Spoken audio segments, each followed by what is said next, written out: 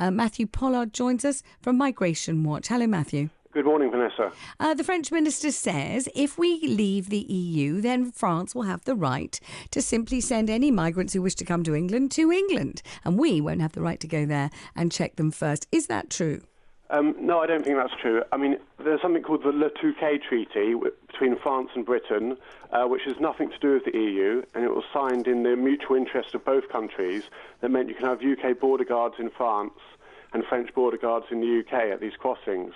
And there's no reason why that should be scrapped in the event of us leaving the EU. But also, I mean, it's not just British border guards that are in sort of Calais trying to sort of check people's details. The French at the moment put a lot of effort into sort of checking cars, checking for stowaways.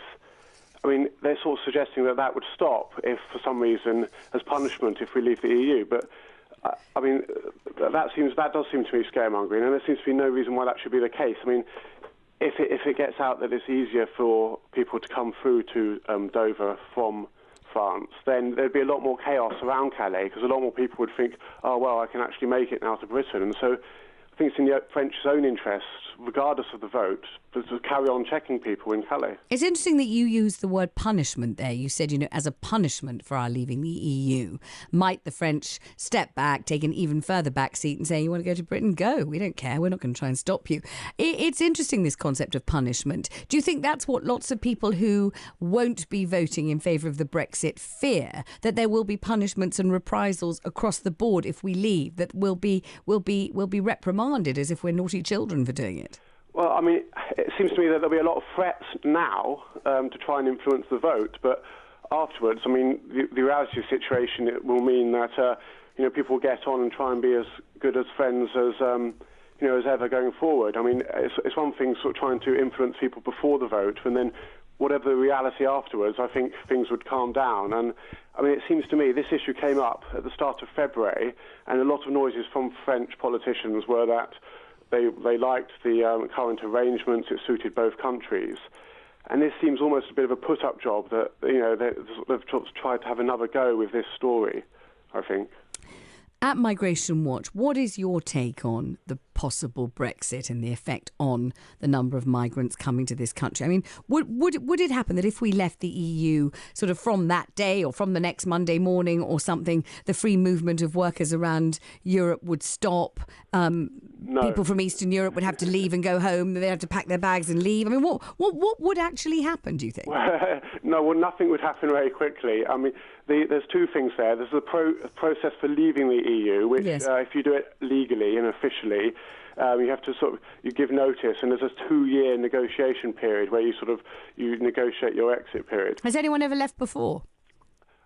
Not under the current arrangements. Greenland, I think, left a long time ago when it was the EEC. So, yes, it would be quite new territory. But in terms of EU migrants living here and Brits living in Europe, they'll be unaffected. I mean, there's something, without going too much into the details, it's well established in international law that people acquire rights. And so if you've been living in France or if you're a Pole living in London, say, that's fine. It might affect people in the future, depending on the arrangements they establish. But if you've already moved abroad and around Europe, you're okay. Even if you're here only temporarily, you Yeah, well, that's so. If you turn up, I mean, again, because there's a negotiation period of about 2 years, there's some interesting transitional questions. But if you're already established here, working here, living here, you have the rights that you had that allowed you to come here in the first place. And what if you are thinking of coming but haven't yet come over? You can't come then straight away, or you still have 2 years to come? Or well, what? no one said what the future arrangements would be outside the EU, and that's another one of the hotly debated topics. So some people would try and say that it won't make any difference, and that's on the basis that we'd still be part of this thing called the European Economic Area, which still allows for free movement. Other people would say, no, actually, if we left that, we would end free movement and it would be a bit more restrictive. So you might, for example, say we still want highly skilled workers from across Europe, but we want to limit the numbers of people doing more entry-level jobs. And so it all depends on the arrangements that the people, between both sides, really, what they renegotiated after any exit vote. So does Migration Watch have a policy on the Brexit or lack thereof? Well, we don't have a policy on whether you should leave the EU or not because it's not really for us to say. But what we try and do is sort of offer sort of the immigration facts and figures around the issues. Okay, so to establish this clearly, we have the French economy minister saying, if you leave, we will just say to anyone in Calais who wants to go to Britain, go, fine. Yes, and we won't allow you to stop it. And Boris says, nonsense, this is scaremongering, don't take any notice of it whatsoever. And your response is? Our response is, I think it is scaremongering, yes. On this example, yes. I don't see it wouldn't be in French interests to let anyone through. And even if they did relax controls, there's still the controls. You still need a ticket to get on the ferry. You still need a ticket to cross to the UK. So it would just be about stowaways and whether the French gave up trying to detect them. And there's no reason why the French would do that. Thank you very much indeed. That's our correspondent from migration.